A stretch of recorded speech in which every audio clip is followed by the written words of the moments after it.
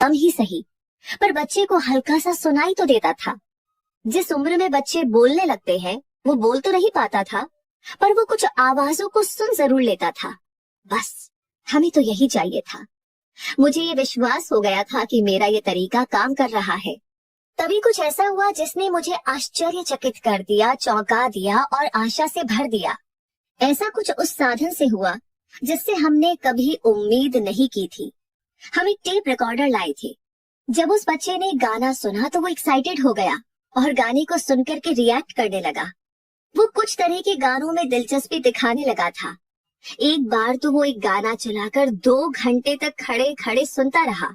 हमें तब तक इस बात का पता नहीं चला कि ऐसा क्यों हो रहा है, जब तक हमें आवाज के बोन कंडक्शन प्रिंसिपल के बारे में जानकारी नहीं थी।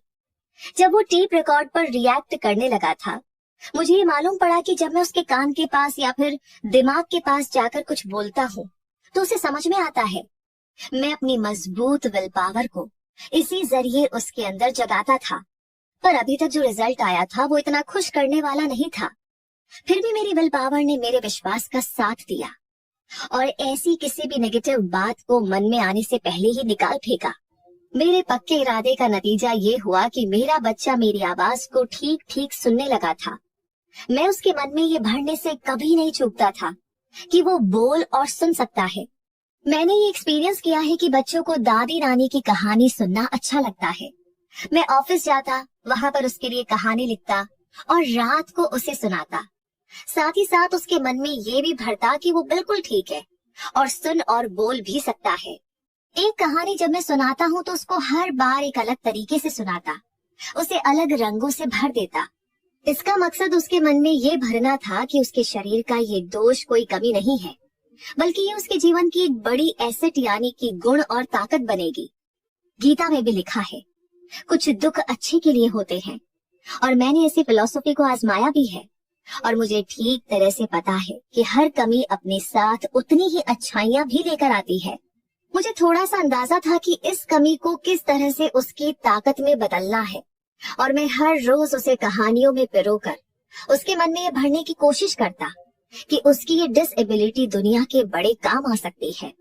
मुझे ये बताया गया था कि उसके कानों में ऐसी कोई भी चीज नहीं है जिससे कि सुना जा सके। इससे पहले कि मैं निराश होता, मेरी विल पावर ने मेरे विश्वास को डगमगाने नहीं दिया। मैंने अपनी बेटी के अंदर भी ये विश्वास जगा दिया था। सबसे खास बात उसकी अब ये थी कि वो मुझसे सवाल नहीं करता था और हर बात को मान लेता था।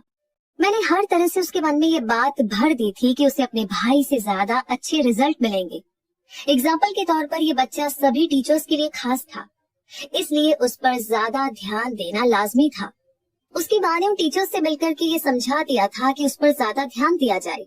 जब वो इतना बड़ा हो गया कि न्यूज़पेपर की डिलीवरी कर सके, तो मैंने उसे ये समझाना शुरू कर दिया कि वो अपने भाई यानी कि उसका बड़ा भाई मार्केट में न्यूज़पेपर बेचता था से ज्यादा पैसे कमा सकता है, क्योंकि वो अपने भाई से ज्यादा बुद्धिमान और मेहनती है। हमने एक और किया कि जैसे जैसे वो बड़ा हो रहा था, उसकी सुनने की कैपेसिटी बढ़ रही थी।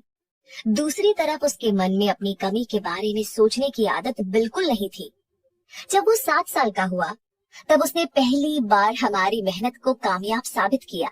कुछ महीने तक उसने अपनी माँ से बाहर मार्केट में न्यूज़पेपर बेचने की परमिशन मांगी, पर उसकी माँ उसके बहरेपन की वजह से डरी हुई थी।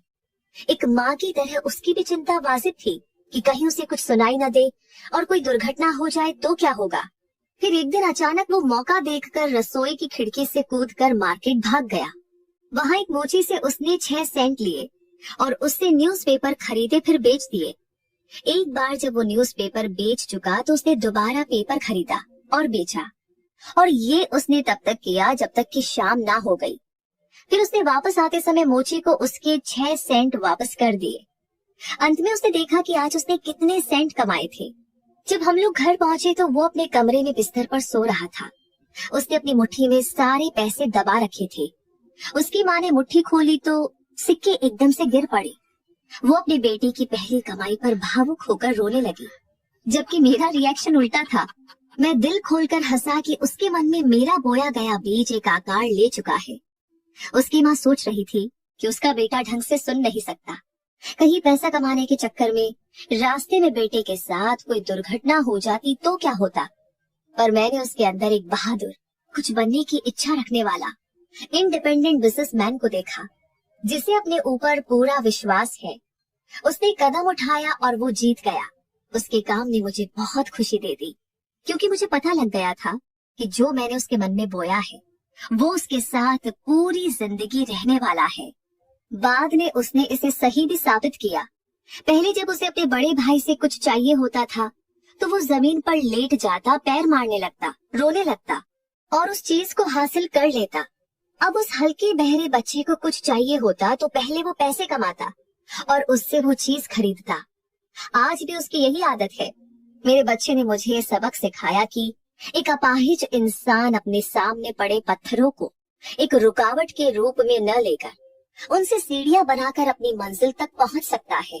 वो छोटा बहरा बच्चा हाई स्कूल और ग्रेजुएशन तक पहुंच गया, जबकि उसे तब तक सुनाई नहीं देता था जब तक उसके टीचर उसके पास आकर जोर से न बोले।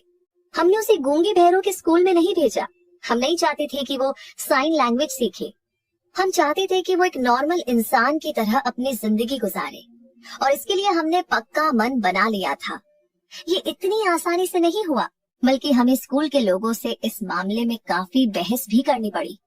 जब वो क्लास 10th में था तब उसने एक कान में ठीक से सुनाई देने के लिए एक मशीन लगाई, पर उसका कोई फायदा नहीं हुआ, क्योंकि जब वो 6 साल का था तो शिकागो के रहने वाले डॉक्टर जे जॉर्डन विल्सन ने बच्चे के एक सर के एक हिस्से का ऑपरेशन किया था। उन्होंने पाया कि उसके कान में ऐसा कोई भी नेचुरल ऑर्गन नहीं है जिससे कि सुना जा सके। अपने कॉलेज के अंतिम दिनों में, यानी कि ऑपरेशन के 18 सालों बाद, कुछ ऐसा हुआ जो उसकी जिंदगी का टर्निंग पॉइंट साबित हुआ।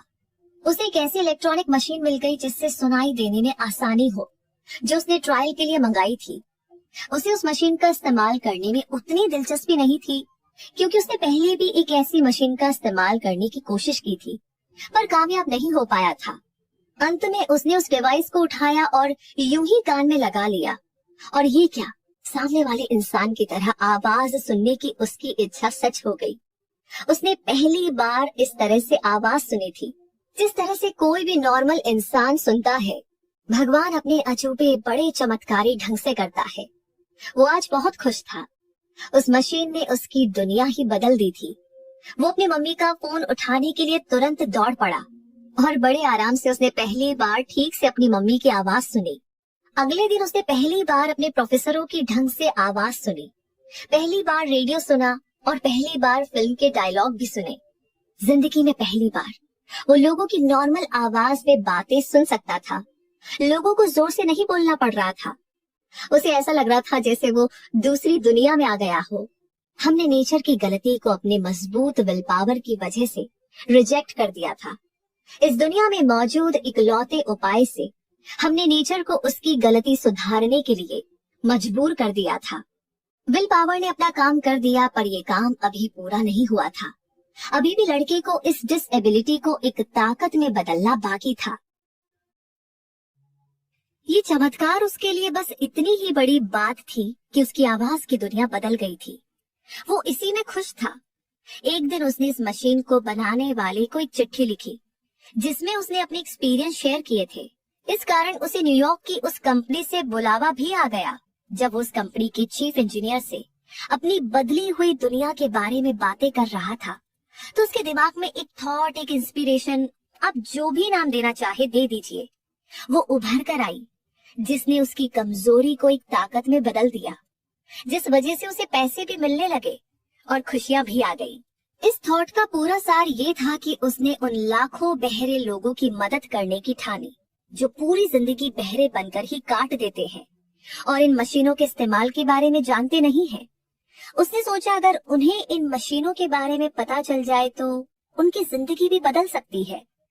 उसने अपनी बदली हुई जिंदगी के बारे में बताने की ठानी। वो तभी इस फैसले पर पहुंच गया था कि अब वो पूरी जिंदगी उन लोगों की मदद करने के लिए समर्पित कर देगा। उसने तुरंत कंपनी के मार्केटिंग सिस्टम की जानकारी ली और फिर ये खोजने की कोशिश की कि किस तरह से ऊंचा सुनने वाले लोगों से बात की जाए और उन तक इन नए खोजे गए तरीकों द्वारा पहुंचा जाए। जब उसने अपना प्लान बना लिया तो उसे प्रेजेंटेशन देने के लिए कंपनी में बुलाया गया। प्रेजेंटेशन देते वक्त ही उसे 2 साल तक अपने एम्बिशन को आगे बढ़ाने के लिए कॉन्ट्रैक्ट दे दिया गया। जब वो ऑफिस जा रहा था तो उसके चेहरे पर संतुष्टि के भाव झलक रहे थे। झलके भी क्यों ना, वो उन हजारों लोगों की जिंदगी संवारने जा रहा था और थोड़ा बहुत अपना सपना पूरा करने भी। जैसे वो उस हियरिंग एड बनाने वाली कंपनी से जुड़ा, उसके तुरंत बाद ही उसने मुझे उस कंपनी में गूंगे और बहरे लोगों के लिए दिए जाने वाले लेक्चर को सुनने के लिए बुलाया। इस लेक्चर का मकसद ये था कि गूंगे और बहरे लोगों को सिखाया जा सके कि कैसे आसानी से बोला और सुना जा सकता है। इससे पहले मैंने इस तरह की एजुकेशन के बारे में कभी सुना ही नहीं था। फिर भी कुछ डाउट और इस बात की उम्मीद करता हुआ मैं वहां पहुंच गया कि मेरा वक्त बर्बाद नहीं होगा। मैंने वहां पहुंचकर पाया कि जो इच्छा मैंने अपने बेटे के पैदा होने पर की थी, उसकी वजह से उसके अंदर उन बहरे लोगों के लिए बहुत कुछ कर गुजरने का जज्बा था। मैंने वहां पर यह पाया कि जिस प्रिंसिपल का मैं पिछले 20 सालों से इस्तेमाल कर रहा था, उसी के जरिए वहां गूंगे और बहरे लोगों को उनके जीवन से आगे निकलने की सलाह दी जा रही थी। अपनी जिंदगी के बदलने के बाद से ही मेरा बेटा ब्लेयर और मैं दोनों उन गूंगे बहरों के लिए काम पर लग पड़े। इसमें जरा भी डाउट नहीं है कि अगर ब्लेयर की माँ और मैंने उसके दिमाग को आकार देने की कोशिश न की होती तो वो जीवन भर गूंगा और बहरा बना ही रहता। जब ब्लेयर बड़ा हो गया तब डॉक्टर इरविन वुरहिस, जो इन सब मामलों के बहुत बड़े एक्सपर्ट थे, वे मेरे बेटे को अच्छे से चेक करने के बाद इस बात से बहुत चकित हुए कि वो कैसे सुन और बोल सकता है, जबकि साइंटिफिक रूप से उसे सुनाई देना ही नहीं चाहिए। एक्सरे फोटो में भी ऐसा कोई रास्ता दिखाई नहीं दे रहा था जिससे आवाज ब्रेन तक पहुंच सके। वे इस बात से चकित थे कि वो सुन कैसे पा रहा है। जब मैंने अपने बेटे में विल पावर के बीज बोए थे कि वो बोल और सुन सकता है, अपनी जिंदगी एक नॉर्मल इंसान की तरह जी सकता है, तब नेचर ने कुछ ऐसा किया जिससे बाहरी दुनिया और उसके ब्रेन के बीच एक पुल बन जाए और वो सुनने के काबिल बन सके। उस बात का पता बड़े बड़े एक्सपर्ट डॉक्टर भी नहीं लगा पा रहे थे। ये मेरे लिए भी भगवान के किसी चमत्कार से कम नहीं था। मैं अगर इस बात को पूरी दुनिया के साथ शेयर ना करता तो शायद मैं कभी खुद को माफ नहीं कर पाता। इस एक्सपीरियंस को आप सभी से शेयर करके मैं खुद को बहुत खुशकिस्मत मान रहा हूँ।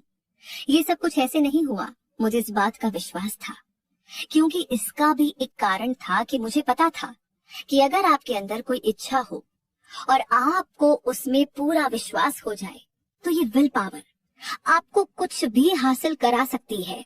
मुझे इस बात में कोई डाउट नहीं था कि एक मजबूत विल पावर से आप किसी भी चीज को हकीकत में बदल सकते हैं। ब्लेयर ने खुद को एक आम इंसान की तरह आवाज सुनते हुए का सपना देखा और उसने वो हासिल कर लिया। उसका जन्म एक अपंग बच्चे की तरह हुआ था, जो बिना किसी इच्छा के सड़कों पर पेन या कप बेचता हुआ नजर आ सकता था।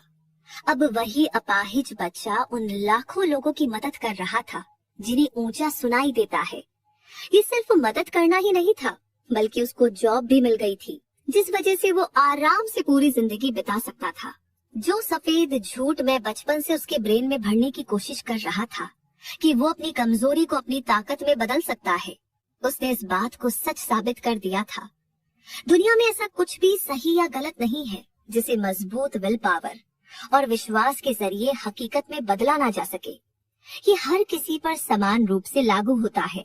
ये मेरा सौभाग्य था कि मैंने विल पावर को अपने बेटे की कमी को सुधारने के लिए इस्तेमाल किया।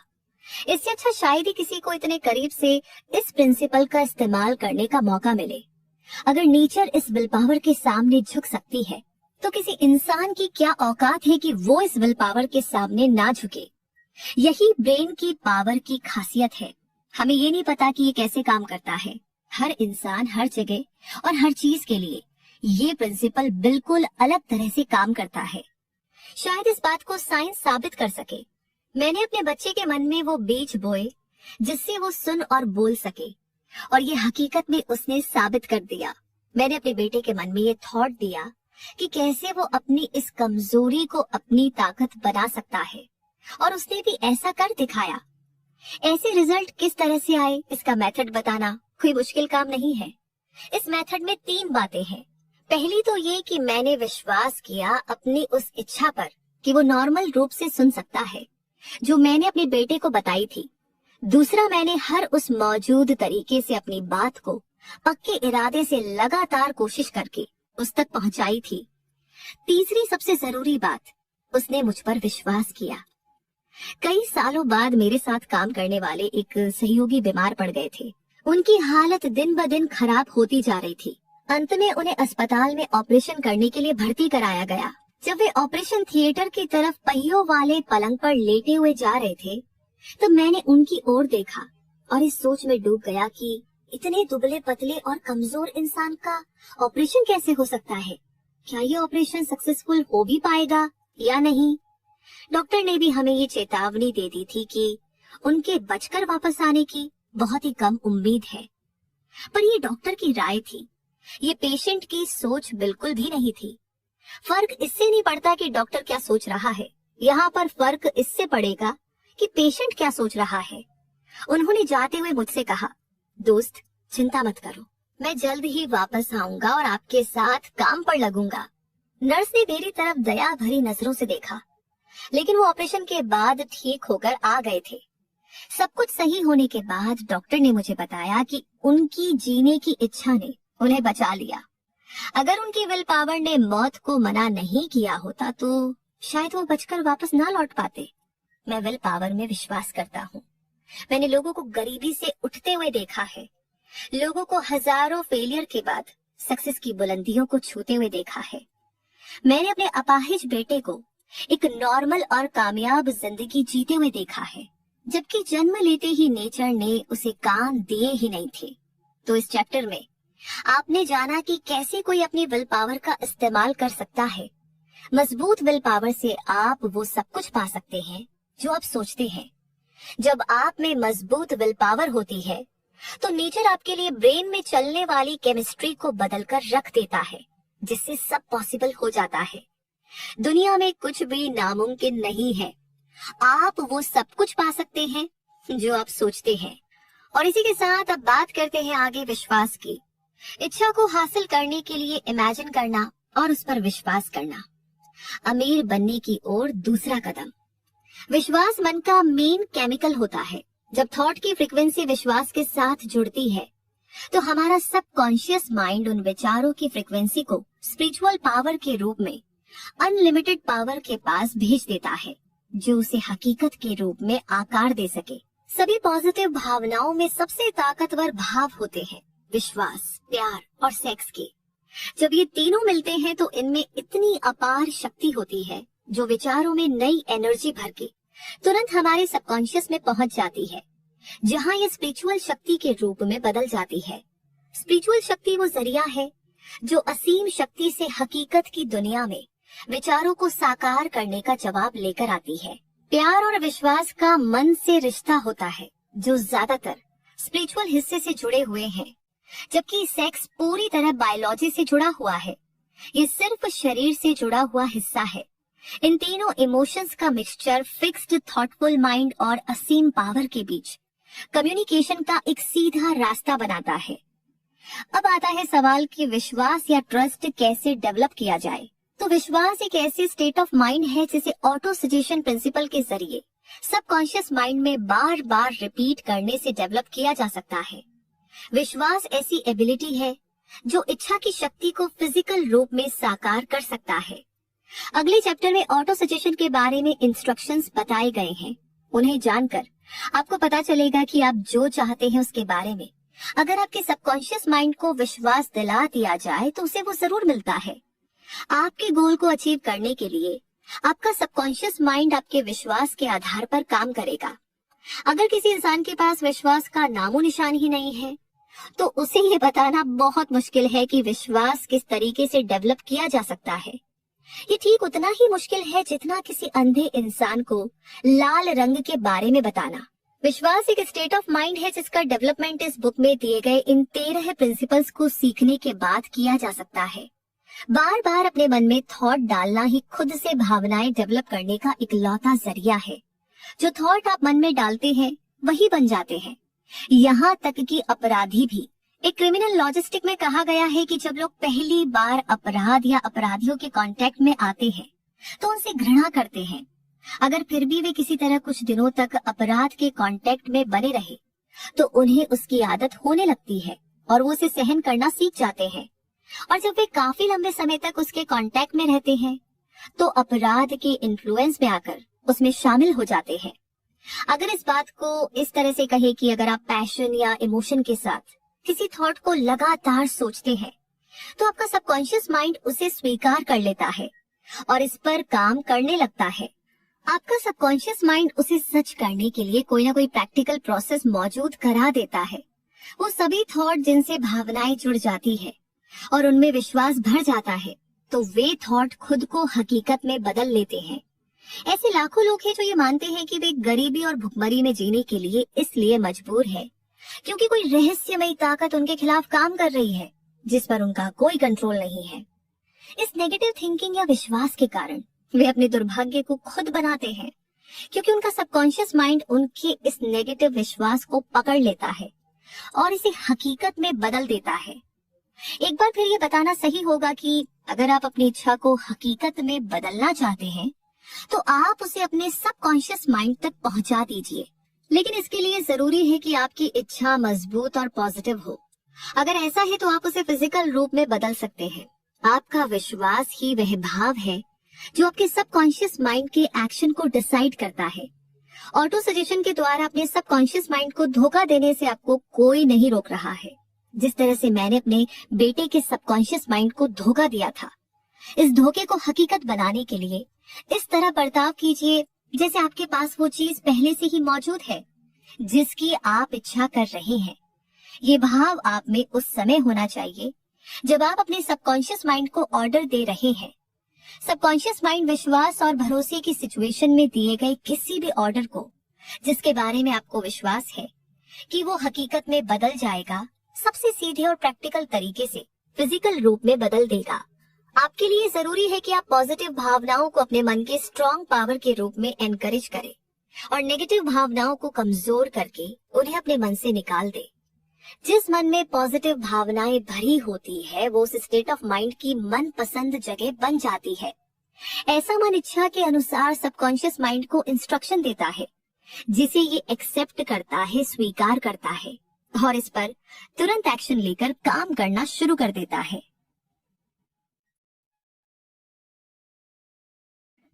काफी लंबे समय से धार्मिक लोग स्ट्रगल कर रहे इंसानों को ये मैसेज देते रहे हैं कि उन्हें इस या उस धर्म की बातों पर विश्वास करना चाहिए, लेकिन वे लोगों को ये बताने में फेल हो गए कि विश्वास को किस तरह से पैदा किया जाए। उन्होंने ये नहीं बताया कि विश्वास एक मेंटल स्टेट है जिसे ऑटो सजेशन द्वारा डेवलप किया जा सकता है। ऐसी भाषा में जिसे एक आम आदमी समझ सके हम वो प्रिंसिपल बताएंगे जिसके द्वारा विश्वास वहाँ भी डेवलप किया जा सकता है जहाँ पर इसका नामो निशान नहीं है। अपने आप पर और भगवान पर विश्वास रखें। विश्वास ही वो शक्ति है जो विचार को जीवन, ताकत और एक्शन प्रदान करता है। हम आपको यहाँ पर कुछ बातें बताने जा रहे हैं जिन्हें अगर आप जोर से पढ़ेंगे तो ज्यादा अच्छा होगा। विश्वास पैसा कमाने का शुरुआती पॉइंट है। विश्वास उन सभी चमत्कारों और सभी रहस्यों का बेस है जिन्हें साइंस के नियमों के आधार पर साफ साफ नहीं समझाया जा सकता। विश्वास कामयाबी का इकलौता इलाज है। विश्वास वो केमिकल है जिसे जब प्रार्थना के साथ मिलाया जाता है तो इंसान अनलिमिटेड पावर के साथ सीधे बातचीत करता है। विश्वास वो केमिकल है जो इंसान के सीमित मन द्वारा क्रिएट की गई आइडियाज के साधारण वाइब्रेशन को स्पिरिचुअल वाइब्रेशन में बदल देता है। अब ये फैक्ट तो सभी जानते हैं कि आदमी अपने आप से जो बार बार दोहराता है वो आखिरकार उस बात पर विश्वास करने लगता है, चाहे वो बात सही हो या गलत। अगर कोई आदमी बार बार किसी झूठ को दोहराता रहे तो अंत में वो उस झूठ को सच के रूप में स्वीकार कर लेगा। यही नहीं, वो विश्वास करने लगेगा कि यही सच है, क्योंकि इंसान वही तो बन जाता है जिस तरह के विचारों को वो अपने मन में राज करने देता है, चलने देता है। जिन विचारों को इंसान अपने मन में जगह देता है, जिन्हें वो सहानुभूति के साथ इनकरेज करता है और जिन्हें वो अपनी भावना के साथ जोड़ता है, वो मोटिवेट करने वाली पावर बन जाता है जो उसकी हर एक एक्टिविटी, हर काम और हर एक्शन को कंट्रोल और डायरेक्ट करती है। आइए अब एक बहुत ही इम्पोर्टेंट सच्चे स्टेटमेंट के बारे में जानते हैं। जब थॉट इमोशंस के साथ जुड़ जाते हैं तो वे एक मैग्नेटिक पावर बन जाते हैं जो अपने जैसे या अपने से जुड़े दूसरे विचारों को अट्रैक्ट करते हैं। भावना के साथ जुड़ जाने पर इस तरह से चुंबक की तरह हो जाते हैं कि थॉट की तुलना हम उस बीज से कर सकते हैं जिसे उपजाऊ यानी कि फर्टाइल जमीन में बोए जाने पर वो उगने लगता है, बढ़ता है और कई गुना बड़ा हो जाता है, जब तक कि ये छोटा सा एक बीज अपने ही जैसा लाखों अनगिनत बीज नहीं बना देता। तो ह्यूमन माइंड ऐसे वाइब्रेशन को लगातार आकर्षित करता है, अट्रैक्ट करता है, जो मन में रह रहे विचारों के जैसे हों। इंसान के मन में जो विचार, प्लान या गोल ज्यादा चलते रहते हैं, वो अपने रिश्तेदारों को अट्रैक्ट करने लगता है और इन रिश्तेदारों से जुड़ने के बाद वो ज्यादा पावरफुल बन जाता है और उसकी पावर तब तक बढ़ती रहती है जब तक कि वो इंसान के ऊपर हावी नहीं हो जाता जिसके मन में वो रहता है। अब हम शुरुआती पॉइंट पर फिर से चलते हैं और ये जानते हैं कि किस तरह किसी विचार, प्लान या गोल का बीज मन में बोया जा सकता है। ये जानकारी आसानी से दी जा सकती है। किसी भी विचार, प्लान या गोल को बार बार दोहराए जाने पर इसे मन में रखा जा सकता है। इसलिए आपसे कहा गया है कि आप अपने मेन गोल को लिख लीजिए, इसे याद कर लीजिए और इसे जोर से हर दिन पढ़ें जब तक कि इस साउंड के वाइब्रेशन आपके सबकॉन्शियस माइंड तक न पहुंच जाए। खराब माहौल के असर को हटाने की कसम खाइए और अपने जीवन को सही पटरी पर ले आए। अपनी मन की ताकत और जिम्मेदारियों का हिसाब लगाइए और आप पाएंगे कि आपकी सबसे बड़ी कमजोरी है कॉन्फिडेंस की कमी, आत्मविश्वास की कमी। आप ऑटो सजेशन की प्रिंसिपल की मदद से इस कमी को दूर कर सकते हैं और अपने डाउट को हिम्मत में बदल सकते हैं। इस प्रिंसिपल का इस्तेमाल कुछ पॉजिटिव विचारों के आसान इस्तेमाल के द्वारा किया जा सकता है। आपको सिर्फ इतना करना है कि आप इन पॉजिटिव विचारों को लिख लें, याद कर लें और बार बार पढ़ें जब तक कि ये आपके सबकॉन्शियस माइंड की एक्टिव डिवाइस का हिस्सा न बन जाए। आइए अब जानते हैं कि इस कॉन्फिडेंस का फॉर्मूला क्या है। पहला तो ये कि मैं जानता हूँ कि मुझ में जीवन की क्लियर गोल को हासिल करने की काबिलियत है और इसलिए मैं खुद से ये उम्मीद रखता हूँ कि मैं इसे हासिल करने के लिए लगातार लगन से काम करूंगा। दूसरा, मुझे एहसास है कि मेरे मन के स्ट्रॉन्ग विचार अंत में अपने आप को बाहरी एक्शन में बदल लेंगे और धीरे धीरे अपने आप को फिजिकल रूप में बदल लेंगे। इसलिए मैं अपने विचारों को हर दिन 30 मिनट तक इस बात पर कंसंट्रेट करूंगा कि मैं उस इंसान की तरह बनने के बारे में सोच रहा हूँ ताकि मेरे मन में इसकी एक क्लियर तस्वीर बन सके।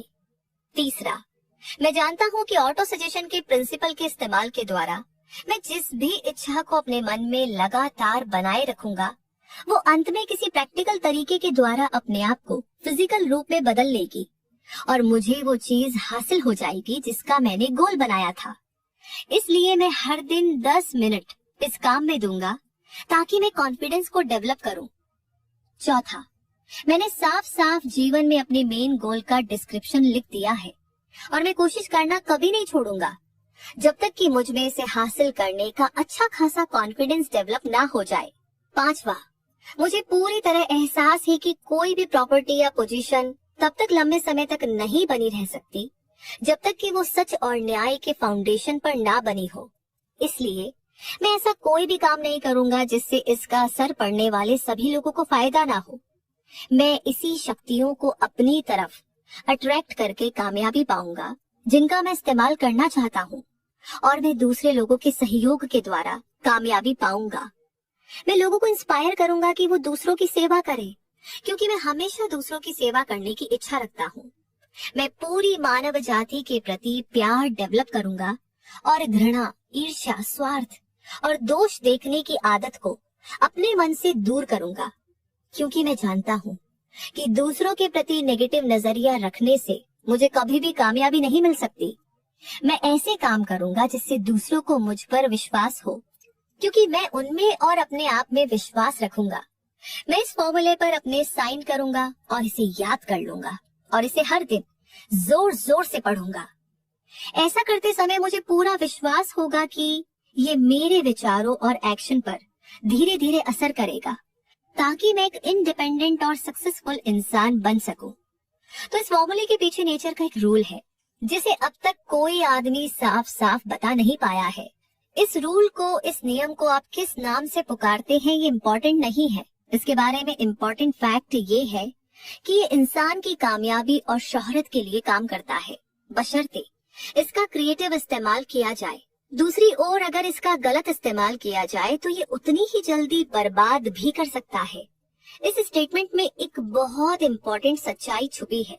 जो हार जाते हैं और गरीबी, दुख और कष्ट में अपना जीवन गुजारते रहते हैं, वे ऐसा इसलिए करते हैं क्योंकि उन्होंने ऑटो सजेशन के प्रिंसिपल का नेगेटिव इस्तेमाल किया है। इसका रीजन ये फैक्ट है कि विचार की ये आदत होती है कि वे अपने आप को अपने फिजिकल रूप में बदल लेते हैं। सबकॉन्शियस माइंड को इस बात से कोई फर्क नहीं पड़ता कि विचार क्रिएटिव है या डिस्ट्रक्टिव है। ये उस मटेरियल पर काम करता है जो हम अपने थॉट्स और आइडियाज के द्वारा इसे देते हैं। सबकॉन्शियस माइंड डर से भरे विचारों को भी उतनी ही तेजी से हकीकत में बदल देगा जितनी तेजी से ये हिम्मत या विश्वास से भरे विचार को हकीकत में बदलेगा। इलेक्ट्रिसिटी का अगर क्रिएटिव इस्तेमाल किया जाए तो ये इंडस्ट्री के पहियों को आगे बढ़ाती है और मानव जाति की सेवा करती है, लेकिन नेगेटिव इस्तेमाल किए जाने पर ये जान भी ले सकती है। उसी तरह ऑटो सजेशन का नियम आपको सुख, शांति और सक्सेस दे सकता है, या फिर ये आपको दुख, फेलियर और मौत की घाटी में फेंक सकता है, जो इस बात पर डिपेंड करता है कि आप इसे किस हद तक समझते हैं या अप्लाई करते हैं। अगर आप अपने मन में डर, डाउट और अविश्वास भर लेते हैं, अगर आप ये मानते हैं कि आप में असीम शक्तियों के साथ जुड़ने और उनका इस्तेमाल करने की काबिलियत नहीं है, तो ऑटो सजेशन का नियम इस अविश्वास के भाव को लेगा और इसे उस सांचे में ढाल लेगा जिसके द्वारा आपका सबकॉन्शियस माइंड इसे फिजिकल रूप में बदल लेगा। उस हवा की तरह जो एक जहाज को ईस्ट दिशा में ले जाती है और दूसरे को वेस्ट दिशा में। ऑटो सजेशन का नियम आपको ऊपर उठा सकता है या नीचे गिरा भी सकता है, जो कम्प्लीटली इस बात पर डिपेंड करता है कि आपने अपने विचार के झंडे को किस तरह से बांधा है। ऑटो सजेशन के रूल के द्वारा कोई भी इंसान कामयाबी की उन ऊंचाइयों को छू सकता है जिसकी कल्पना भी नहीं की जा सकती, और ये इस कविता में बहुत अच्छी तरह से एक्सप्रेस किया गया है। अगर आप सोचते हैं कि आप हार गए हैं तो आप हार गए हैं। अगर आप सोचते हैं कि आप में हिम्मत नहीं है तो आप में नहीं है। अगर आप जीतना चाहते हैं लेकिन सोचते हैं कि आप जीत नहीं सकते तो ये लगभग तय है कि आप जीत नहीं पाएंगे। अगर आप ये सोचते हैं कि आप हारेंगे तो आप हार चुके हैं, क्योंकि दुनिया में हमने ये पाया है कि कामयाबी किसी इंसान की इच्छा से शुरू होती है। ये पूरी तरह से मेंटल स्टेट पर डिपेंडेंट है। अगर आप सोचते हैं कि आप पिछड़ गए हैं तो सचमुच ऐसा ही है।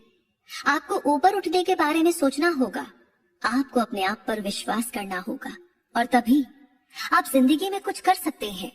जीवन की जंग में हमेशा वही नहीं जीतता जो सबसे ताकतवर या तेज होता है, बल्कि तुरंत या देरी से जीतता वही है जो सोचता है कि वो जीत सकता है। उन शब्दों पर ध्यान दीजिए जिन पर जोर दिया गया है और आप उस गहरे मतलब को समझ लेंगे जो कवि के मन में थे। आपके मन में कहीं ना कहीं अचीवमेंट का बीज सोया हुआ है, जिसे अगर जगा दिया जाए और काम में लगा दिया जाए तो वो आपको उन ऊंचाइयों पर ले जाएगा जिन्हें हासिल करने की कल्पना आपने सपने में भी नहीं सोची होगी।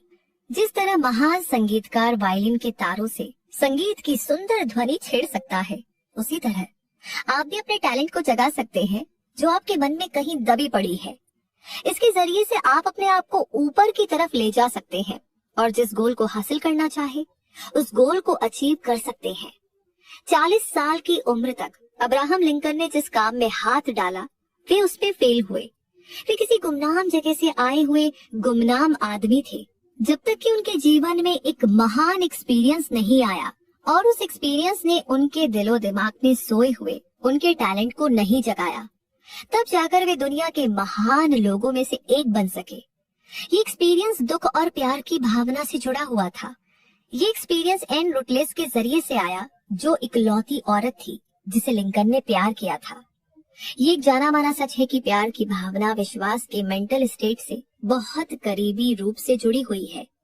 इसका रीजन ये है कि प्यार हमारे विचार के वाइब्रेशन को उनके स्पिरिचुअल फॉर्म में बदलने के सबसे करीब होता है।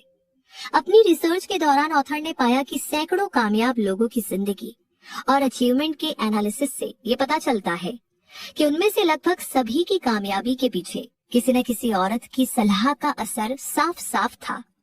अगर आप विश्वास की शक्ति का सबूत चाहते हैं तो आप उन आदमियों और औरतों के अचीवमेंट्स को स्टडी कीजिए जिन्होंने इसका इस्तेमाल किया है। लिस्ट में सबसे ऊपर नजारेन का नाम आता है। ईसाई धर्म का आधार है विश्वास। चाहे कितने ही लोगों ने इस महान शक्ति का गलत मतलब निकाला हो और उसे तोड़ा मरोड़ा हो, ईसा मसीह की एजुकेशन और अचीवमेंट्स का सार, जिसे चमत्कार कहा जाता है, विश्वास यानी कि फेथ ही है। अगर चमत्कार जैसी कोई चीज होती है तो ये सिर्फ उस मेंटल स्टेट के द्वारा हो सकती है जिसे विश्वास कहा जा सकता है। अब विश्वास के सिवा और कौन सी शक्ति इतना कुछ कर सकती थी? 20वीं सदी के बीच में मार्टिन लूथर किंग को ह्यूमन राइट्स और सभी लोगों के गौरव की रक्षा के लिए उनके मन में गहरा विश्वास था, जिसकी वजह से हर जाति कम्युनिटी में जिन लोगों को उन पर विश्वास था, वो आदमी और औरतें उनके समाज में समान अधिकारों के लिए एक संघर्ष से जुड़े। उनका सपना था कि किसी को उसके रंग से नहीं बल्कि उसके कैरेक्टर से, उसके चरित्र से पहचाना जाना चाहिए। उनका ये सपना पूरी तरह से तो पूरा नहीं, लेकिन उनके काम और मृत्यु ने पूरी दुनिया को जैसे एक नया जन्म देने का काम किया था और लोगों को लगातार इससे जुड़ने के लिए इंस्पायर करता रहा। बिजनेस और इंडस्ट्री चलाने में विश्वास और सहयोग की जरूरत होती है। ऐसे में दिलचस्प भी है और फायदेमंद भी कि हम एक घटना को एनालाइज करें जो हमें बहुत अच्छे ढंग से वो तरीका समझाती है जिसके जरिए इंडस्ट्रियलिस्ट और बिजनेसमैन ने बहुत बड़ी दौलत कमाई और उन्होंने लेने से पहले देने के तरीके से ऐसा कर दिखाया। ये घटना 1900 की है, जब यूनाइटेड स्टेट्स स्टील कॉरपोरेशन बन रहा था। जब आप कहानी के बारे में जाने तो इन बेसिक फैक्ट्स को अपने दिमाग में रखें और आप समझ पाएंगे कि किस तरह विचार बड़े खजानों में बदलते हैं।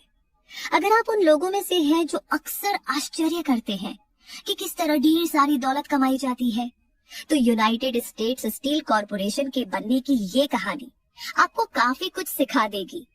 अगर आपको इस बारे में जरा सा भी डाउट है कि इंसान विचारों के जरिए अमीर बन सकता है, तो ये कहानी आपके मन से डाउट को भगा देगी, क्योंकि आप यूनाइटेड स्टेट्स स्टील की कहानी में इस बुक में बताए गए प्रिंसिपल्स का इस्तेमाल देखेंगे।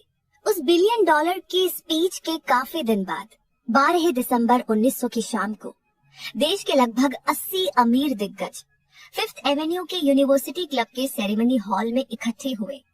इवेंट था वेस्ट से आए हुए एक लड़के का सम्मान करना, लेकिन आधा दर्जन से ज्यादा मेहमानों को इस बात का एहसास नहीं था कि वे लोग अमेरिकन इंडस्ट्रियल हिस्ट्री की सबसे इम्पोर्टेंट घटना को देखने जा रहे थे। जे एडवर्ड सिमंस और चार्ल्स स्टीवर्ट स्मिथ के दिल आभार और धन्यवाद से भरे थे, क्योंकि जब वे हॉल ही में पिट्सबर्ग गए थे तो चार्ल्स एम शवाब ने बहुत शानदार मेहमान नवाजी की थी और उनका जबरदस्त स्वागत किया था। सिमंस और स्मिथ ने 48 साल के शवाब का ईस्टर्न बैंकिंग सोसाइटी से जान पहचान करवाने के लिए इस डिनर को ऑर्गेनाइज किया था, लेकिन उन्हें आशा नहीं थी कि वे इस फंक्शन में हंगामा खड़ा कर देंगे। उन्होंने उन्हें चेतावनी दी थी कि न्यूयॉर्क के लोग स्पीच की कला को पसंद नहीं करेंगे और उनसे इम्प्रेस नहीं होंगे, और अगर वे स्टीलमैन, हैरीमैन और वॉल्टर ब्रिट जैसे सुनने वालों को बोर नहीं करना चाहते तो बेहतर होगा कि वे अपने स्पीच को 15 या 20 मिनट तक ही सीमित रखें और फिर अपनी बात खत्म कर दे। जॉन पियरपॉन्ट मॉर्गन अपने ऊंचे पद के कारण शवाब के राइट साइड पर बैठे हुए थे।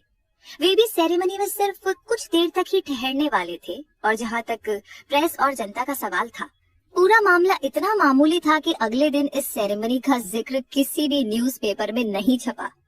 दोनों होस्ट और इम्पोर्टेंट मेहमानों ने अच्छी तरह से डिनर किया। बीच में बहुत कम चर्चा हुई और जितनी भी हुई वो भी टेंशन के माहौल में हुई। बहुत कम बैंकर और ब्रोकर शवाब से मिले थे, जिसका करियर मैनोंगेला के किनारे पर टॉप पर पहुंचा था और उन्हें कोई भी मेहमान ठीक से नहीं जानता था। लेकिन शाम खत्म होने से पहले उन सभी और मास्टर मॉर्गन के पैरों तले जमीन खिसक गई और $1 बिलियन की यूनाइटेड स्टेट्स स्टील कॉरपोरेशन का बीज बोया गया। इतिहास के लिहाज से शायद ये दुर्भाग्यपूर्ण है कि उस डिनर में चार्ल्स श्वाब के दिए हुए स्पीच का कोई रिकॉर्ड नहीं है, शायद ये एक घरेलू स्पीच होगी जिसमें ग्रामर की कई सारी गलतियां होगी, क्योंकि श्वाब भाषा की शुद्धता पर ज्यादा ध्यान नहीं देते थे।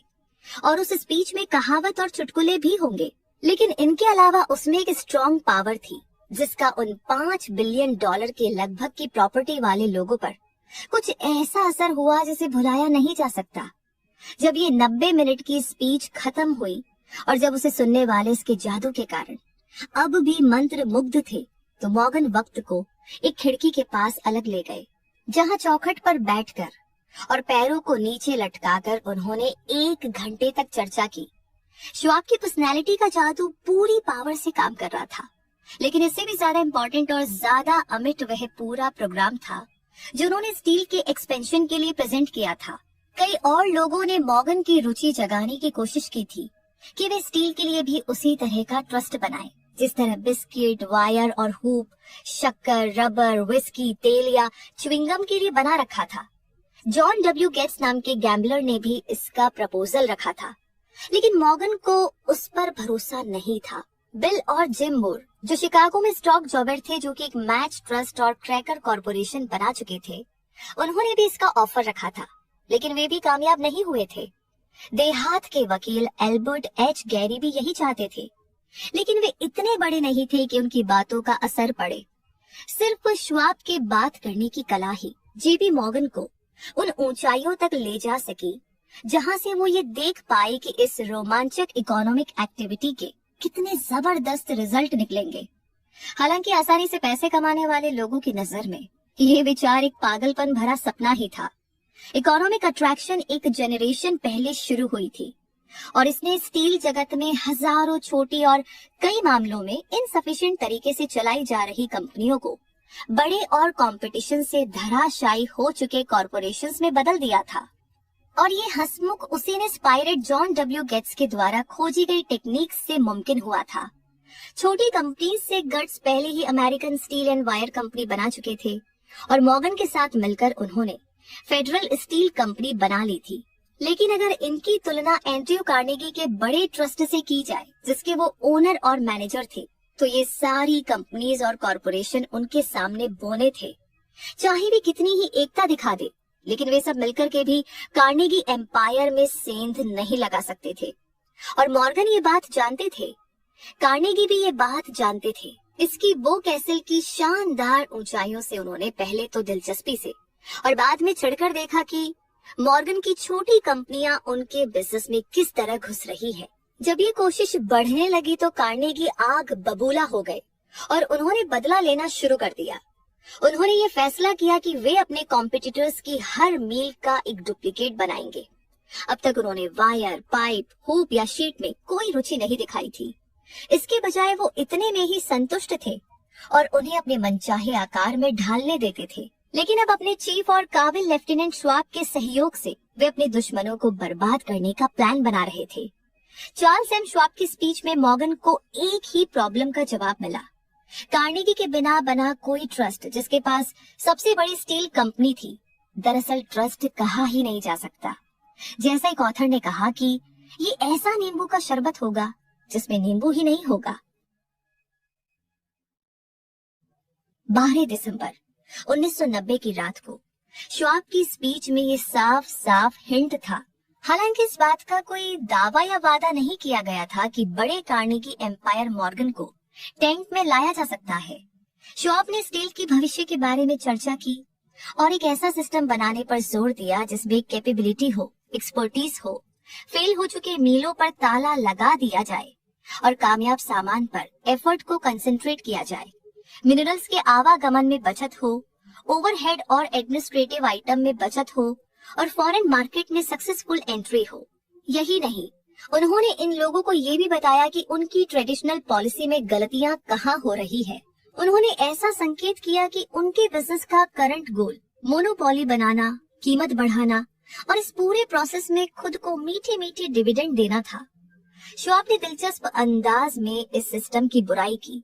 उन्होंने अपनी ऑडियंस को ये बताया कि इस तरह की पॉलिसी में लंबे समय के लिए विजन नहीं है और इसका कारण ये है कि ये मार्केट को एक ऐसे युग में सीमित और छोटा कर रही थी जिसमें हर तरफ एक्सपेंशन का बोलबाला था। उन्होंने ये दावा किया कि स्टील की कीमत कम करने से मार्केट का एक्सपेंशन होगा, स्टील के ज्यादा इस्तेमाल खोजे जाएंगे और दुनिया के बिजनेस का एक बड़ा हिस्सा उनकी झोली में आ जाएगा। हालांकि श्वाब को ये बात पता नहीं थी, लेकिन श्वाब मॉडर्न मास प्रोडक्शन के मसीहा थे। यूनिवर्सिटी क्लब का डिनर खत्म हुआ, मॉर्गन अपने घर लौट गए और श्वाब की सुनहरे भविष्यवाणी के बारे में सोचते रहे। श्वाब वापस पिट्सबर्ग लौट गए, जहां वे एंड्रू कार्नेगी का स्टील बिजनेस चला रहे थे। गैरी और बाकी लोग अपने स्टॉक टिकेरस के पास वापस लौट गए, जहां वे अगले कदम का इंतजार करने लगे। इसमें ज्यादा वक्त नहीं लगा। श्वाब ने उनके सामने लॉजिक का जो खाना रखा था, उसे पचाने में मॉर्गन को 1 हफ्ता लगा। उन्होंने अपने आप को पूरी तरह से विश्वास दिला दिया था कि इसका रिजल्ट इकोनॉमिक बदहजमी नहीं होगा। उन्होंने श्वाब को बुलवाया और पाया कि वो लड़का जरा शर्मीला था।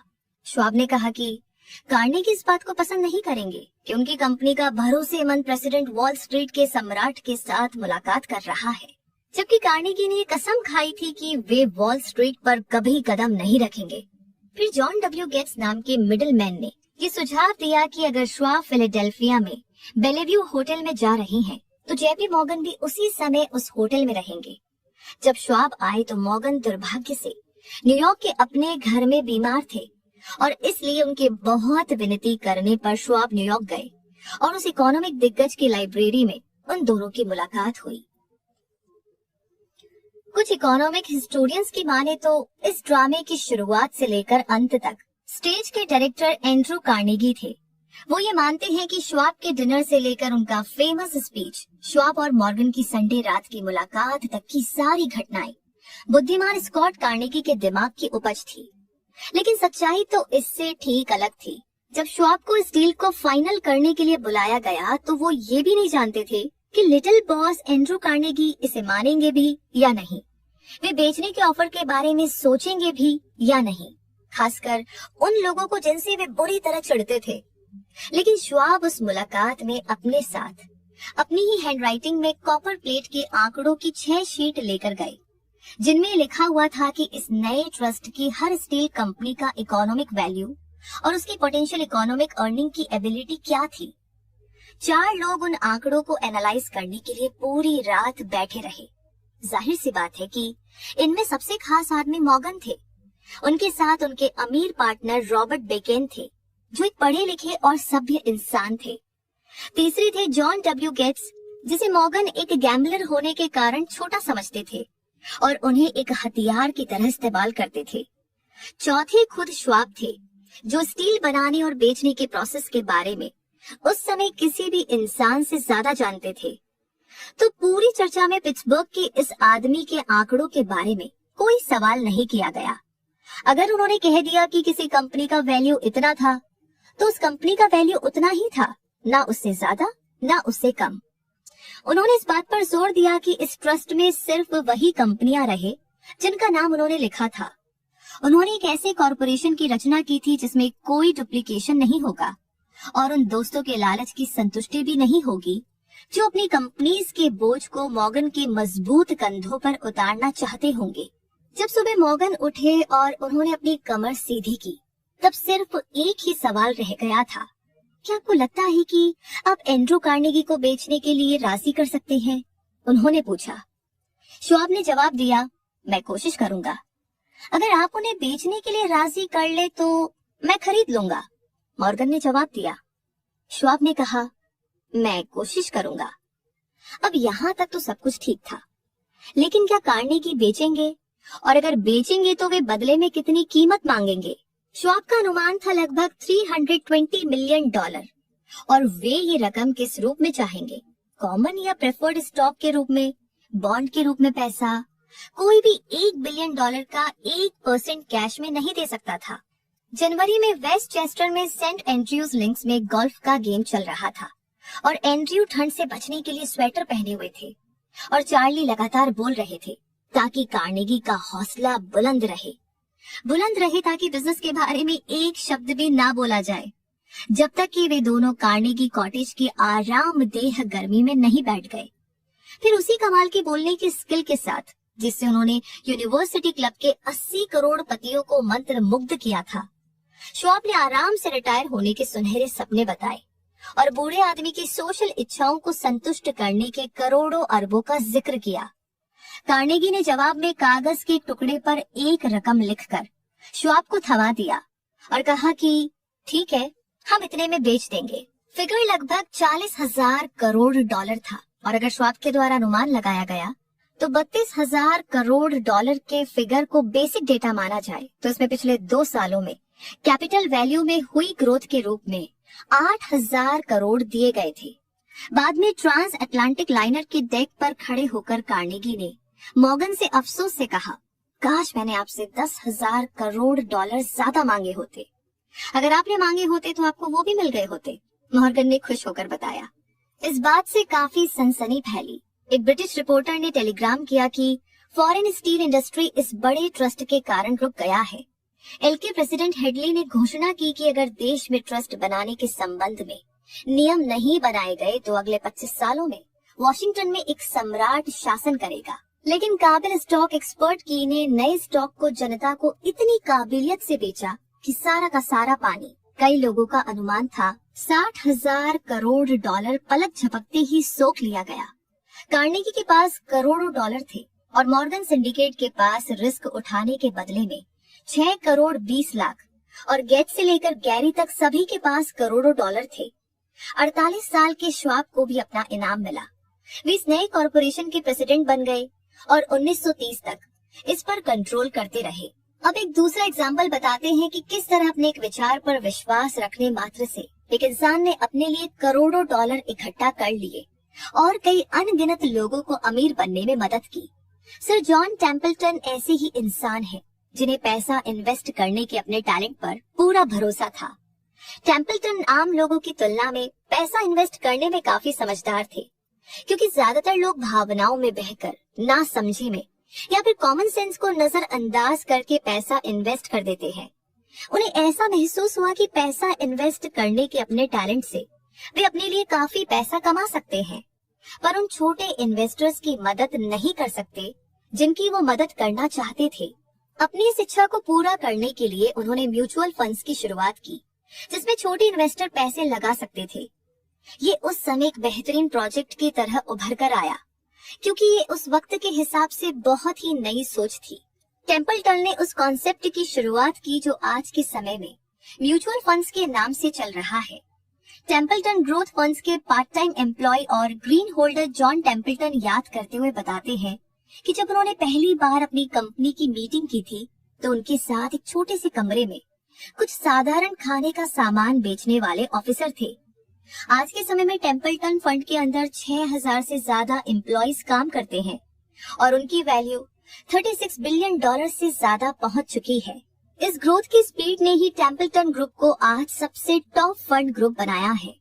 उसका एक एग्जाम्पल ये है कि आज से 3 साल पहले जिस किसी ने भी अपने 10,000 डॉलर टेम्पल्टन फंड में लगाए थे, आज उनकी कीमत मिलियन डॉलर है। 1992 में जब उन्होंने अपनी company Templeton funds of interest को 400 मिलियन डॉलर में बेचा था, तब तक उनके मन में संतोष हो गया था कि वो अमीर बनने में काफी लोगों की मदद कर चुके हैं। अब बात करते हैं इस चैप्टर में ऑटो सजेशन की, सबकॉन्शियस माइंड को इन्फ्लुएंस करने का एक जरिया, अमीर बनने की ओर तीसरा कदम। हमारे 5 सेंसेस के द्वारा मन में जो सेंसेशन पहुंचते हैं, जिनके द्वारा हम खुद को मैनेज या कंट्रोल करते हैं, वो ऑटो सजेशन कहलाता है। दूसरे शब्दों में ये भी कह सकते हैं कि ऑटो सजेशन खुद को सुझाव देना होता है। ये हमारे सबकॉन्शियस माइंड और कॉन्शियस माइंड, जिसे लॉजिकल माइंड भी कहते हैं, उसके बीच कम्युनिकेशन एजेंसी का काम करता है। ऑटो सजेशन प्रिंसिपल के द्वारा हम जिन स्ट्रॉन्ग विचारों को कॉन्शियस माइंड में ठहरने की परमिशन देते हैं, यानी भले ही वे विचार नेगेटिव हो या फिर पॉजिटिव, वे विचार सबकॉन्शियस माइंड में पहुंच जाते हैं। कोई भी विचार, यानी भले ही वो पॉजिटिव हो या फिर नेगेटिव, सबकॉन्शियस माइंड में ऑटो सजेशन के प्रिंसिपल की मदद के बिना नहीं पहुंच सकता। यूनिवर्स से कोई भी विचार जो 5 सेंस ऑर्गन्स के द्वारा आपके कॉन्शियस माइंड, यानी जो विचार कर सकता है, में पहुंचता है, वो अपने एक्सपीरियंस के द्वारा उन्हें रोक सकता है या फिर सबकॉन्शियस माइंड में पास कर सकता है। कॉन्शियस माइंड सबकॉन्शियस माइंड में विचारों को पहुंचाते समय बाहर बैठे गार्ड की भूमिका निभाता है। नेचर ने हमें ऐसा बनाया है कि हमारा अपने विचारों पर पूरा कंट्रोल होता है। हम जिस विचार को चाहे सबकॉन्शियस माइंड में पहुंचने दे या फिर चाहे तो रोक ले। इसका ये मतलब नहीं है कि हम लोग हमेशा इस पावर का इस्तेमाल करते हैं। ज्यादातर हम इसका इस्तेमाल नहीं करते। यही तो कारण है कि ज्यादातर लोग गरीबी में अपना जीवन काट देते हैं। जैसा कि पहले भी बताया गया है कि सबकॉन्शियस माइंड उस बगीचे की तरह है जिसमें जैसे बीज बोए जाएंगे वैसे ही पेड़ उगेंगे। ऑटो सजेशन वो कंट्रोल एजेंसी है जिसके द्वारा आप इस फल देने वाले सबकॉन्शियस माइंड में क्रिएटिव या फिर खतरनाक विचारों को पहुंचा सकते हैं। जैसा कि दूसरे चैप्टर में उन 6 स्टेप्स में से अंतिम स्टेप में बताया गया है कि उस लाइन को दिन में 2 बार पढ़े जिसमें आपकी पैसा कमाने की इच्छा के बारे में लिखा गया है। सिर्फ पढ़े ही नहीं बल्कि महसूस करें कि वो पैसा आपको मिल चुका है। ऐसा करने से आप गहरी विश्वास से भरपूर अपनी इच्छा को सबकॉन्शियस माइंड में पहुंचाते हैं। लगातार ऐसा करने से सबकॉन्शियस माइंड आपको उस पोजीशन में ले आता है जहां से आप अपनी इच्छा को फिजिकल आकार दे सकते हैं। इससे पहले कि आप आगे बढ़े उन 6 स्टेप्स को मन लगा करके फिर से पढ़िए और उन 4 इंस्ट्रक्शंस को पढ़िए जिसमें मास्टरमाइंड ग्रुप के ऑर्गेनाइजेशन के बारे में बताया गया है। इन दोनों तरह के इंस्ट्रक्शंस की तुलना करने पर आप पाएंगे कि कहीं ना कहीं इन सुझावों में ऑटो सजेशन के प्रिंसिपल को अमल में लाने के इंस्ट्रक्शंस शामिल है। एक टर्म है जिसे मनी कॉन्शियसनेस कहते हैं, जिसका मतलब है कि पैसे के पीछे दीवाना होना, यानी आपके मन में खूब पैसा कमाने की इच्छा है। ये दिमाग की एक हालत है, यानी स्टेट ऑफ माइंड, जहां पर आप खुद को पहले से ही अमीर समझने लगते हैं। जब आप मनी कॉन्शियस बनते हैं तो पैसा कमाने लगते हैं। याद रखें, अपनी इच्छा की लाइन को जोर जोर से पढ़ने से, यानी जिससे आप अपनी मनी कॉन्शियसनेस डेवलप कर सके, कोई फर्क नहीं पड़ता जब तक उन शब्दों में भावनाएं मिली हुई ना हो। अगर आप लाख बार भी इसे बिना फील किए हुए पढ़ेंगे तब भी आपको रिजल्ट नहीं मिल पाएंगे। आपका सबकॉन्शियस माइंड उन विचारों पर काम करता है जिनमें भावनाएं मिल जाती है। ये इतना इम्पोर्टेंट फैक्ट है कि इसको हर चैप्टर में दोहराया जाना चाहिए। इस समझ की कमी के कारण ही ज्यादातर लोग जो ऑटो सजेशन के प्रिंसिपल को अप्लाई करने की कोशिश करते हैं उन्हें मनचाहा रिजल्ट नहीं मिलता। आम शब्द जिसमें इमोशन शामिल नहीं होते वो सबकॉन्शियस माइंड में कोई असर नहीं करते। आप तब तक मनचाहा रिजल्ट हासिल नहीं कर सकते जब तक कि विश्वास से भरे हुए भावनाओं के विचार या फिर शब्द को सबकॉन्शियस माइंड में नहीं पहुंचाते हैं। पहली बार ऐसा करने की कोशिश करें और उन विचारों में भावनाओं को नहीं जोड़ पाए तो निराश होने की जरूरत नहीं है। याद रखिए कि ऐसा कोई भी नियम नहीं है जो बिना कोई कीमत चुकाए आपको कोई भी रिजल्ट दे सके। सबकॉन्शियस माइंड को इन्फ्लुएंस करने की काबिलियत हासिल करने के लिए आपको उसकी कीमत चुकानी पड़ेगी। इस काबिलियत को हासिल करने की कीमत है इन रूल्स को ढंग से अप्लाई करना।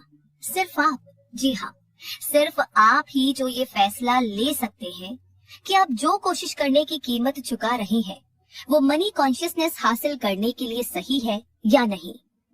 ऑटो सजेशन अमल में लाने की आपकी काबिलियत इस बात पर ज्यादा डिपेंड करती है कि आप अपनी इच्छा पर कितनी मजबूती से फोकस करते हैं। जब तक आपकी इच्छा स्ट्रॉन्ग इच्छा यानी बर्निंग डिजायर में ना बदल जाए तो 6 रूल्स को अप्लाई करना शुरू करें। ये बहुत जरूरी है कि कंसंट्रेशन के प्रिंसिपल का इस्तेमाल करें। यहाँ पर आपको कंसंट्रेशन को इस्तेमाल में लाने के लिए एक सुझाव दिया जाता है। जब आप उन 6 रूल्स में से पहले रूल पर अपने मन में क्लियर और फिक्स्ड अमाउंट सोच लीजिए, इस पर गौर करेंगे तो पाएंगे कि इस रूल में किसी फिक्स्ड अमाउंट पर आपके विचारों को फोकस करने के लिए इंस्ट्रक्शन दिया गया है। आंखें बंद करके पूरे कंसंट्रेशन के साथ उस फिक्स्ड अमाउंट पर कम से कम हर रोज तब तक ध्यान लगाना है जब तक वो अमाउंट फिजिकल रूप में आपके पास ना आ जाए। जब हर रोज विश्वास के साथ आप इस प्रोसेस को दोहराएंगे, जैसा कि विश्वास वाले चैप्टर में बताया गया है, तो आप खुद को पैसा कमाने की पोजीशन में पाएंगे। यहाँ पर एक इम्पोर्टेंट रूल बताया जा रहा है। सबकॉन्शियस माइंड उन इंस्ट्रक्शंस को एक्सेप्ट करता है, स्वीकार करता है और काम करता है जो पूरे विश्वास के साथ दिए जाते हैं। इन ऑर्डर्स को बार बार दोहराना पड़ता है, तभी सबकॉन्शियस माइंड उन ऑर्डर्स को फॉलो करता है। तो आप इस स्टेटमेंट पर विश्वास करें कि आप अपने सबकॉन्शियस माइंड के साथ बिल्कुल सही धोखा कर रहे हैं और आप उसे विश्वास दिला रहे हैं, क्योंकि आपको विश्वास है कि जिस दौलत को आप इमेजिन कर रहे हैं वो आपका इंतजार कर रही है। फिर ये आपके सबकॉन्शियस माइंड का काम है कि वो आपको उस दौलत को हासिल करने के लिए प्रैक्टिकल रास्ते दिखाए। किसी सटीक प्लान का इंतजार ना करें जिसके द्वारा आप अपनी सर्विस या प्रोडक्ट के बदले में अपनी इच्छा की दौलत हासिल करना चाहते हैं, बल्कि तुरंत अपने आप को उस पैसे के मालिक के रूप में देखने लगे और इस दौरान ये मांग करे और ये विश्वास रखे कि आपका सबकॉन्शियस माइंड आपको वो प्लान या रास्ता सुझाएगा, बताएगा जिसकी आपको जरूरत है। इन प्लान्स के बारे में सतर्क रहे और जब वे आपके सामने आए तो उन पर तुरंत काम करना शुरू कर दे। जब ये प्लान या ऑफर आएंगे तो शायद वे आपके मन में सिक्स्थ सेंस के जरिए इंस्पिरेशन के रूप में आएंगे। इनका सम्मान करें और जैसे ही आपको ये हासिल हो इन पर काम करना शुरू कर दें। 6 स्टेप्स में से चौथे स्टेप में आपको ये इंस्ट्रक्शन दिया गया है कि आप अपनी इच्छा को हकीकत में बदलने के लिए एक पक्का और क्लियर प्लान बनाएं और तुरंत इस प्लान को एक्शन में बदलना शुरू कर दें। आपको उस इंस्ट्रक्शन को बताए गए तरीके से फॉलो करना है। आप जब इच्छा के ट्रांसफॉर्मेशन के द्वारा पैसा कमाने का प्लान बनाएं तो अपने लॉजिक पर विश्वास न करें। आपकी लॉजिकल एबिलिटी सुस्त हो सकती है और अगर आप इस पर पूरी तरीके से डिपेंड करते हैं तो ये आपको निराश कर सकती है। जब आप उस दौलत को सचमुच अपनी इमेजिनेशन में देखें जिसके आप मालिक बनना चाहते हैं, तो बंद आंखों से खुद को वो सर्विस या प्रोडक्ट देते हुए देखें जो आप इस पैसे के बदले में देना चाहते हैं। ये बहुत जरूरी है। चलिए अब जानते हैं सबकॉन्शियस माइंड को इंस्पायर करने के स्टेप्स। आप इस बुक के बारे में जान रहे हैं, ये इस बात का संकेत है कि आप में नॉलेज हासिल करने की ललक है। ये इस ओर भी इशारा कर रहा है कि आप इस टॉपिक के स्टूडेंट हैं। अगर आप सिर्फ स्टूडेंट हैं तो इस बात की संभावना बहुत है कि आप बहुत कुछ सीख सकते हैं, लेकिन इसके लिए आपको विनम्रता सीखनी पड़ेगी। अगर आप किसी इंस्ट्रक्शन को फॉलो करते हैं और किसी को नजरअंदाज कर देते हैं तो शायद आपको संतोषजनक रिजल्ट हासिल ना हो। आपको सारे इंस्ट्रक्शंस को विश्वास के साथ फॉलो करना पड़ेगा। तो जो पहले बताए गए 6 स्टेप्स थे उनके संबंध में दिए गए 6 इंस्ट्रक्शंस को अब शॉर्ट में बताया जाएगा और इस चैप्टर में दिए गए प्रिंसिपल्स के साथ जोड़कर बताया जाएगा। पहला, किसी शांत जगह पर जाइए, यानी रात में बिस्तर पर जाना सही समय होगा जहाँ कोई डिस्टरबेंस न हो। अपनी आंखें बंद कर ले और उस दौलत के बारे में लिखी हुई लाइन को जोर से दोहराए ताकि आपको अपने शब्द सुनाई दे जिसे आप इकट्ठा करना चाहते हैं, वो डेट या डेडलाइन जिसमें आप ये दौलत कमाना चाहते हैं और उस सर्विस या प्रोडक्ट का डिस्क्रिप्शन जो आप उस पैसे के बदले में देना चाहते हैं। जब आप इन इंस्ट्रक्शंस को फॉलो करेंगे तो आप देखेंगे कि आप पहले से ही उतनी दौलत के मालिक हैं। एग्जाम्पल के तौर पे मान लीजिए कि आप आज से 5 साल बाद जनवरी में $1 लाख कमाना चाहते हैं और आप इस पैसे के बदले सेल्समैन के रूप में अपनी पर्सनल सर्विस देना चाहते हैं। आपके गोल का लिखा हुआ स्टेटमेंट नीचे दिए हुए स्टेटमेंट की तरह होना चाहिए, जैसे कि 1 जनवरी 2023 तक मेरे पास $1 लाख होंगे जो इस दौरान मेरे पास समय समय पर अलग अलग अमाउंट में आएंगे। इस पैसे के बदले में मैं, यानी यहाँ पर उस सर्विस या प्रोडक्ट का नाम लिख दीजिए जिसे आप बेचना चाहते हैं, कि सेल्समैन के रूप में अपनी बेस्ट एबिलिटी से सर्विस दूंगा, ज्यादा से ज्यादा पॉसिबल क्वांटिटी और बेस्ट क्वालिटी दूंगा। मुझे विश्वास है कि मेरे पास इतना पैसा होगा, मेरा विश्वास इतना पक्का है कि मैं इस पैसे को अपनी आंखों के सामने अभी देख सकता हूँ, मैं इसे अपने हाथों से छू सकता हूँ। ये मेरा इंतजार कर रहा है कि ये मेरे पास आए और उस रेशो में आए जिस रेशो में मैं अपनी सर्विस दूंगा। मैं उस प्लान का इंतजार कर रहा हूँ जिसके जरिए मैं इतना पैसा कमा सकूं और जब वो मुझे प्लान मिल जाएगा तो मैं उस पर एक्शन लेना शुरू कर दूंगा। दूसरा, इस प्रोग्राम को सुबह और रात को दोहराइए जब तक कि आप अपनी इमेजिनेशन में उस दौलत को न देख ले जिसे आप कमाना चाहते हैं। तीसरा, अपने स्टेटमेंट की कॉपी को अपने बेड के पास रखें और इसे सोने से ठीक पहले और उठने के ठीक बाद पढ़ें जब तक कि ये आपको याद न हो जाए। जब आप इन इंस्ट्रक्शंस को फॉलो करें तो याद रखें कि आप ऑटो सजेशन के प्रिंसिपल को फॉलो कर रही हैं और इसका गोल है आपके सबकॉन्शियस माइंड को ऑर्डर देना। ये भी याद रखिए कि आपका सबकॉन्शियस माइंड सिर्फ उन्हीं इंस्ट्रक्शंस के अनुसार काम करेगा जो इमोशन के साथ इस तक पहुंचाए जाएंगे। तो विश्वास जो है वो सभी इमोशंस में सबसे स्ट्रॉन्ग और क्रिएटिव भावना है, फीलिंग है। विश्वास वाले चैप्टर में दिए गए इंस्ट्रक्शंस को फॉलो करें। पहले तो ये इंस्ट्रक्शन इम्प्रैक्टिकल या नामुमकिन लग सकते हैं, इस बात से बिल्कुल भी परेशान ना हो। चाहे वे शुरुआत में आपको कितने ही इम्प्रैक्टिकल या थोड़े अजीब लगे, लेकिन आप इंस्ट्रक्शंस को फॉलो करते रहे। अगर शब्दों से और एक्शन से आप इंस्ट्रक्शंस को फॉलो करते रहेंगे तो वो वक्त जल्द ही आएगा जब आपके सामने पावर की एक नई दुनिया खुल जाएगी। नए विचारों की तरफ डाउट रखना इंसान के स्वभाव में है, लेकिन अगर आप इन इंस्ट्रक्शंस को फॉलो करेंगे तो आपका डाउट विश्वास में बदल जाएगा और जल्द ही ये विश्वास पूरे विश्वास में बदल जाएगा। कई फिलोसोफर्स ने ये कहा है कि इंसान इस धरती पर अपनी किस्मत खुद बनाता है, लेकिन उनमें से ज्यादातर ये कहना भूल गए कि वो अपनी किस्मत का निर्माता क्यों है।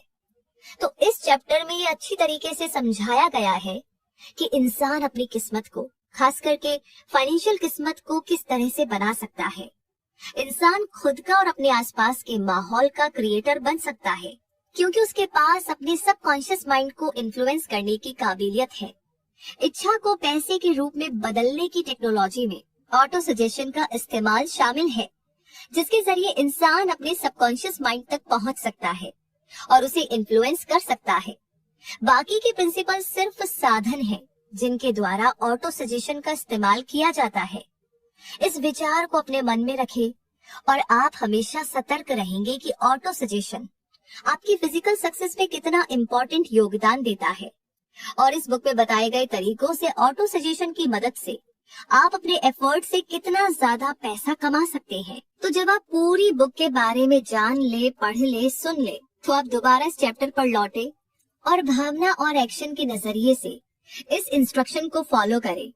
पूरे चैप्टर को हर रात एक बार जोर से पढ़ें, जब तक कि आपको ये पूरी तरह से विश्वास न हो जाए कि ऑटो सजेशन का प्रिंसिपल सच में दमदार है और ये आपके लिए वो सब हासिल कर सकता है जिसके बारे में दावा किया गया है। तो इस चैप्टर में जो भी लाइनें आपको अच्छी लगी है उसे आप कहीं पर नोट कर लीजिए, मन में दोहराइए और गांठ बांध लीजिए, जिसने आप पर कुछ ना कुछ असर किया है। अब इस चैप्टर में हम बात करेंगे स्पेशलाइज्ड नॉलेज की, पर्सनल एक्सपीरियंस या ऑब्जर्वेशन, अमीर बनने की ओर चौथा कदम। नॉलेज दो तरह की होती है, पहला जनरल नॉलेज और दूसरा स्पेशलाइज्ड नॉलेज। जनरल नॉलेज चाहे जितनी भी ज्यादा हो, प्रॉपर्टी बढ़ाने के मामले में ये बहुत ज्यादा हेल्प नहीं करती है। इंसान के पास जनरल नॉलेज के जितने भी रूप हो सकते हैं सभी बड़े यूनिवर्सिटीज में ये पाए जाते हैं।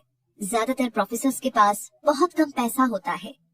नॉलेज देना उनकी खासियत होती है, लेकिन वे इस नॉलेज को ऑर्गेनाइज करके उसे इस्तेमाल करने के एक्सपर्ट नहीं होते।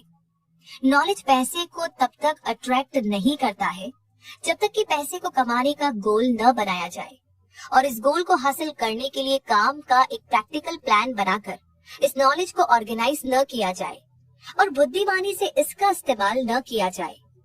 इस फैक्ट की समझ की कमी ही वो सबसे बड़ा रीजन है जिसकी वजह से ज्यादातर लोग इस कॉन्सेप्ट में विश्वास रखते हैं कि नॉलेज ही पावर है, लेकिन ऐसा कोई नियम नहीं है।